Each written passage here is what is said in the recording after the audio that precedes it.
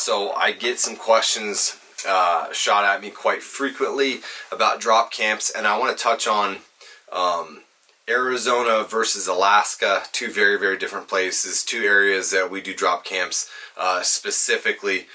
And they're similar in ways that what they are and what they're not. So I want to just talk about drop camps, show you guys some pictures, show you some videos within this segment, and just kind of go over some of the advantages. What is a drop camp? Who is it really for? The different types of hunters that drop camps are really an advantage to, and drop camps are not for everybody. So here we go. First off, drop camps are for DIY hunters, guys that are in it to do it themselves. And within that sub category of hunters, DIY hunters that usually have friends hunting with them. The best drop camps, whether that being in Alaska for hunting moose or being in Arizona for hunting over-the-counter archery deer or elk or whatever that is, the best drop camps usually include more than one person. So just because hunting is very difficult if you're by yourself, even me and some of my guide buddies, it's really not advantageous of us to go hunting by ourselves if we can have a friend along with us. So drop camps, to make the most of a drop camp, I would say, in my opinion, you need to have another buddy or two or three to go with you. On that note, in any hunting scenario, even if you're doing just hunting with a bunch of buddies, you know as well as I do, it's way more fun to have somebody with you when you're hunting anyway. So not only is it more effective way of hunting with you and some buddies, especially glassing and coordinating and really getting these animals dialed in, but the fun factor has to be there, guys, because that's why we go hunting. We go hunting because we want to have awesome experiences. We want to have meat in our freezer that we don't have to go to the grocery store and buy, and we want to have memories that will last a long time with our children, with our buddies, with our wives, whatever it is. So fun is a huge thing, guys, and if you're not having fun hunting, you need to reevaluate why you're doing it, because hunting is supposed to be, and always has been for the tradition of since time began, is hunting and gathering. And I know that every single one of those guys had a little fun taking animals that were, taking them down with a stick and a spear. So it's really important that we stick to that tradition and have campfires and have engagement and have just that atmosphere of hunt camp, whatever form that may be in. So with the drop camp, what we do and what typically they are across the board, so it's everything but a guide and transportation. So with the drop camp, we do tents. So we'll set guys up with a tent, and this is where the numbers kind of come into play. So I do drop camps for one hunter frequently. It's not something that's uncommon. So a guy will call me up and say, hey, I drew this tag, or hey, I want to go hunting, and it's just me, and I can't get any of my buddies to come along, the dates don't work out or whatever. And so from there, obviously that drop camp looks a lot different than a group of 8 guys. So with the single type drop camps, we just scale it up. So the first type style we do for small, like 1 or 2 guys, we'll have like a couple tents. We'll have typically a cook tent, where you'll have all your gear, your cooking equipment, propane, pots, pans, utensils, stoves, everything that you think of when you go camping, and it's all there, because you and I both know that when you go camping or hunting, you always forget something. So kind of takes the guesswork out of that, kind of takes the frustration out of that when you go drive back 3 hours into the mountains and you're like, crap, I forgot plates. That's what we do. So all the utensils, so the cook tent basically is designed to do where you do all your cooking, where you can do a lot of your eating. It's a bigger canvas wall tent. Typically it's anywhere from 10 by 12 feet to 16 by 18 feet, depending on the group size. And sometimes we'll have a stove in there, sometimes we'll have propane heaters in there, depending on the situation, and also fire restrictions. So there's been a number of cases where We planned to have a wood burning stove in a place, but fire restrictions prevented us, so we do propane. And propane is just as good in some ways as a wood stove. Obviously, wood stoves are more ideal in some cases because it's a dry heat, but propane is very convenient, and it does an awesome job when fire restrictions are in order. So tent sizes and all that kind of stuff. So basically canvas tents that range from Kodiak canvas that are like 10 by 10s, 10 by 12s to big Cabela's lac-necked big 10 by 14 by 27 tents, to in between that where we have canvas tents that are, like I said, kind of that medium range for housing. So when you get a drop camp, you'll get a cot, a pad, pillows, sheets, and a tent to sleep in. So what I think is the most comfortable way to do that is to stay in a Kodiak canvas tent that's really made for two people. You can heat it quicker. It's got enough room to put your gear, even if you're just one person, and it's got enough to put your gear and all that kind of stuff. Some guys prefer, if you're a big group, some guys prefer staying in a big tent so everybody can hang out and socialize and interact and make fun of each other, which is basically what hunting is kind of underlying about, because when you're archery hunting or any of that stuff, hunting has a lot of failure built into it, so that's why it's kind of fun, and it's always good to have buddies with you if you can, because when you're hunting by yourself, because there is failure kind of built into the process of hunting, sometimes it's really easy to get down on yourself when you're not successful and you're just by yourself. But when you can bounce something off somebody else and say, yeah, man, this is tough. And yeah, are you saying, no, I'm not seeing much either today. It's been a rough day. So you go, hey, it's not just you. You're not the worst hunter in the world. Sometimes the conditions and it's just not a favorable time to hunt. The animals aren't working in your direction. So that being said, some guys like a big tent. Obviously, group size depends on that. All the cots, all the stuff, all the heating elements provided. We give coolers. We set out coolers for everybody, and typically we'll set guys with ice if need be. So all the basic camping equipment and everything you'll need. We don't forget anything. It's all the cots, pads, pillows, all that stuff already ready. It's a turnkey type of style, so you pull in and you put your stuff down and you go hunting. And a lot of the little things too that is easy to forget when you're hunting by yourself, things like shovels, axes, fire extinguishers, ratchet straps, cords, a lot of these little things that we just have hunted for a long time in these certain environments, and we know it like stays with the camp. Tarps and just different things that really make a difference when certain conditions are unfavorable, or just things that you need a lot that you don't remember when you're packing all your gear together.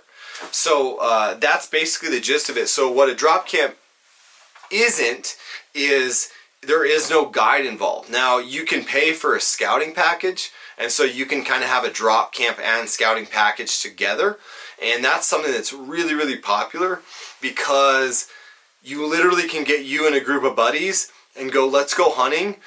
We don't have to buy any tents. We don't have to buy any extra gear for the couple guys that maybe this is their first time, because that happens a lot. You get a couple guys that are hardcore into it and a couple buddies that are like just getting into it, and it's a real pain in the butt for start buying all this gear for a one trip type deal. So it's a good way to kind of immerse into the spot and stock style bow hunting, or rifle elk hunting, or cow meat elk hunting, and without spending a whole lot of money on tents and all that stuff. You still have to spend some money, but it's really cost effective for you not to do all that if you've got a group of guys and all that kind of stuff, and you don't have that gear ready for everybody.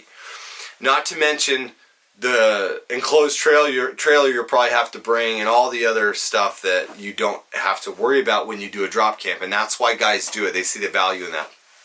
So what it also is transportation. Now, I'm considering doing some kind of transportation access in the future where I want to include like a quad, side-by-side, or a truck with some of these drop camps. But for now, typically we are just doing, it is you provide your transportation. So you got to bring a truck, a quad, a side-by-side, and any of that kind of stuff. So what separates it from a fully guided hunt is basically not having a guide, obviously, number one. You're on your own.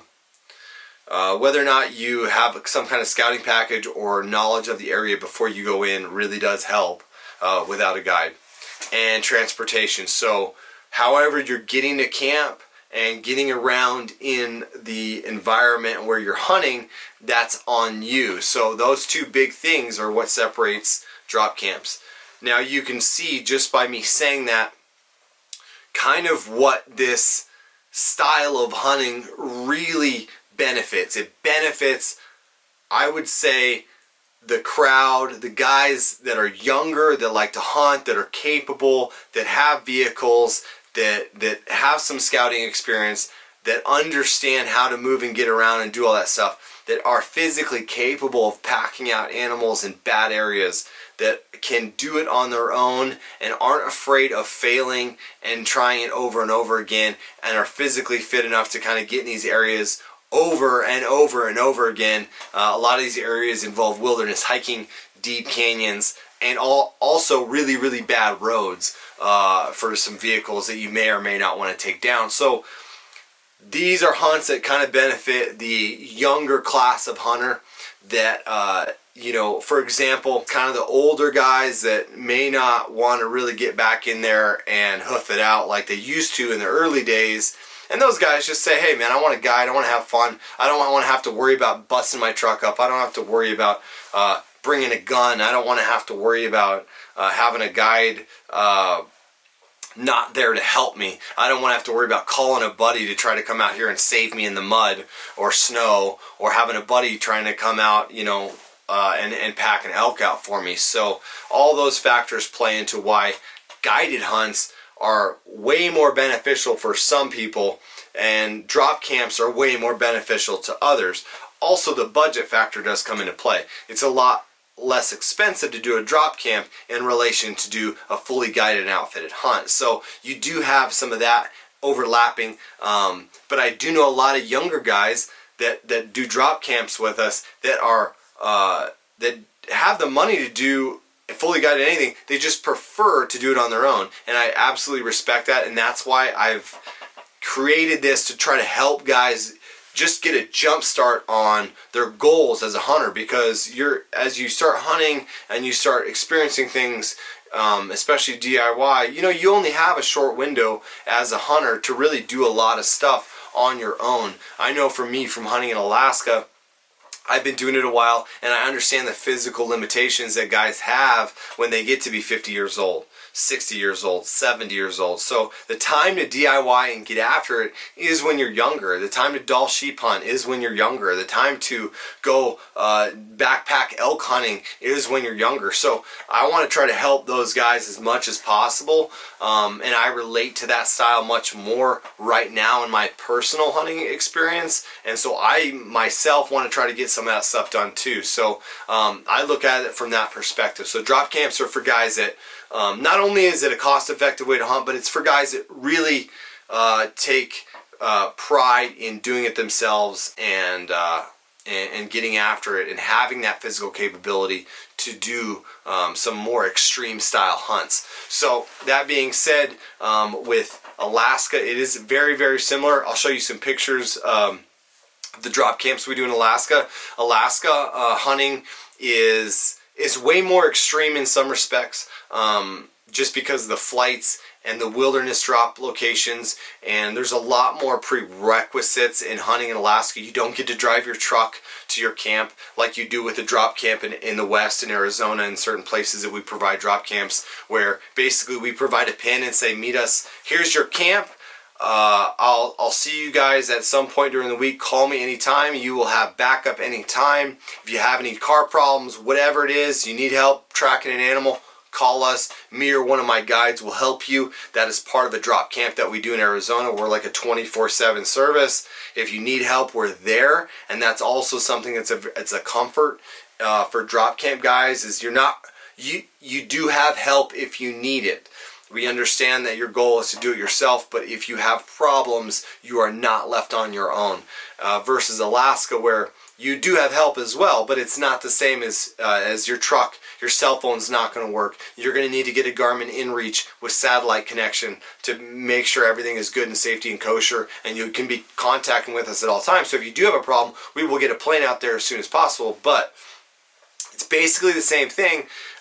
It is everything you need: tent, cooking equipment, food is included when we do drop camps in Alaska, just because we have it so dialed in, and all the food is already bought like months ahead of time and really dialed in to the planes, because guys can't bring what they want on these planes. We know what these planes can handle. We know how to do it in Alaska. We've been hunting Alaska for a long time, so we have all the food and all that stuff dialed in, so you don't have to worry about it.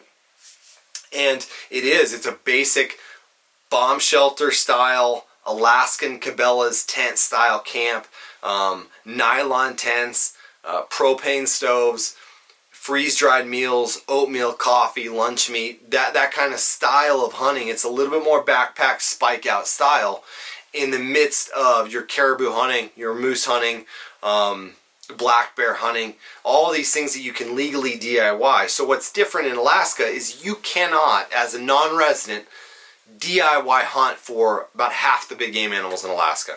So you legally have to have a guide to hunt grizzly bear, hunt Dall sheep, hunt mountain goat, hunt brown bear, and muskox and things like that. So without a guide, you cannot hunt those. But if you're a DIY guy, the good animals to hunt, the animals that are available to hunt, are caribou, moose, and Sitka black-tailed deer. Those are the main ones. And black bear. Black bear you can always hunt on the side of a lot of those animals, like have a black bear tag with you. Wolves, you can always shoot wolves as a non-resident as well. So what drop camps in Alaska is a way for you to go moose hunting. And the way I explain it to you, and I explain it to a lot of guys, is that as a moose hunt sits right now, they're very expensive guided hunts. Moose hunts are approaching $30,000 for a fully guided hunt. A drop camp is closer to $10,000. So if you've got the money and you're physically capable to pack out heavy loads of meat, and you're comfortable out in the woods by yourself, and you maybe have a buddy that wants to join you, you can literally go on 3 moose hunts unguided for the price of 1 fully guided hunt.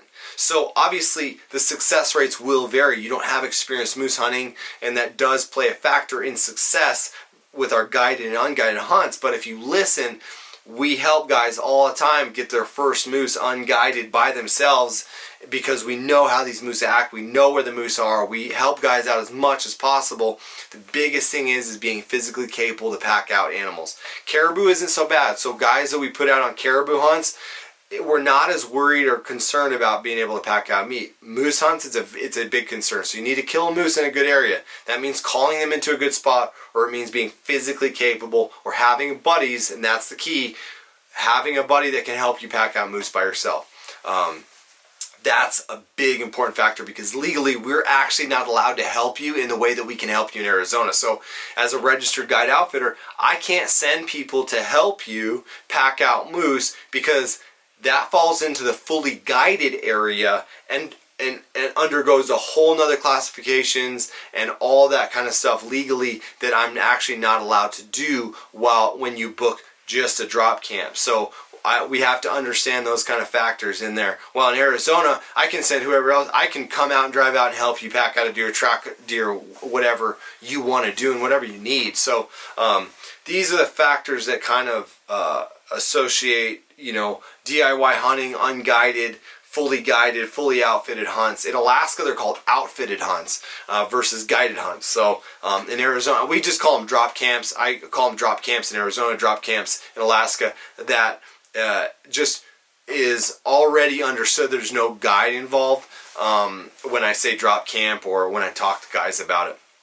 Another factor too you know, with moose especially, like we talked about the age, you don't want to be 70 years old with back problems and try to go hunting moose by yourself. I would invite your sons and grandsons with you and bring them along and have them pack out a moose if that's your goal, to do it by yourself. So that being said, a lot of guys do that. A lot of guys bring buddies that are non-hunters. It costs about half as much just for the flights and food, and so they can bring along friends and have them help and just experience an activity. They may not really be that into hunting or really wanting to take game specifically by themselves, but man, they'd love a trip out to the middle of Alaska in the remote Alaskan bush.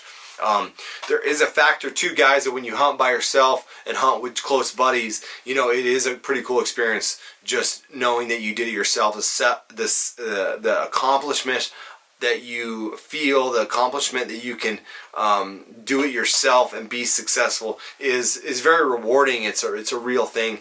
And not to say that doing something on a guided hunt is not an accomplishment either. There is a different level of a sense of reward that you get when you find the animal and you go after it and you kill it. And there's been a lot of hunts, guys, that I've guided in Alaska and Arizona where my client, the hunter that's been with me, found the animal, shot the animal, and I was just along for the ride to take it up, so to pack out the animal. So and that's extremely rewarding on both sides as well. So there's a lot of different factors. I know I've been on some really cool hunts, being guided and unguided, that you know, it's just really neat to share something with somebody.